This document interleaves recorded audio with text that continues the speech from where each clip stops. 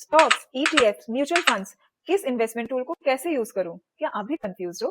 Then come let's decode it together. Stocks मतलब आपने company का एक छोटा सा हिस्सा खरीद लिया है। फॉर एग्जाम्पल, अगर आप रिलायंस का स्टॉक खरीदते हो तो आप रिलायंस बिजनेस के एक छोटे से ओनर बन जाते हो। सो अगर कंपनी प्रॉफिट करती है तो इसमें आपका भी प्रॉफिट होता है, बट अगर कंपनी लॉस करती है तो इसमें आपका भी लॉस होता है। सो इसमें हाई रिस्क इन्वॉल्व है, तो इसमें हाई रिटर्न्स भी पॉसिबल है। एंड इसी को इक्विटी या शेयर्स भी बोलते हैं। अगर आपको high risk options like stocks नहीं यूज करने हैं तो आप म्यूचुअल फंड यूज कर सकते हो। यहाँ पे एक फंड मैनेजर होता है जिसे मार्केट की बहुत अच्छी नॉलेज होती है। वो आपका पैसा लेके मल्टीपल कंपनीज में डिवाइड करके इन्वेस्ट करता है। तो इससे क्या होता है, अगर कोई कंपनी लॉस कर रही है और दूसरी कंपनी प्रॉफिट कर रही है तो वो लॉस बैलेंस आउट हो जाता है। तो इसमें रिस्क थोड़ा कम होता है। क्योंकि यहाँ पे फंड मैनेजर इन्वॉल्व है तो यहाँ पे एक्स्ट्रा एक्सपेंसेस होते हैं। अगर आपको इस एक्सपेंस से भी बचना है तो आप ईटीएफ को यूज कर सकते हो। ईटीएफ यानी एक्सचेंज ट्रेडेड फंड। ये भी म्यूचुअल फंड की तरह मल्टीपल कंपनीज में इन्वेस्ट करता है, बट ये स्टॉक्स की तरह लाइव मार्केट पे ट्रेड होता है।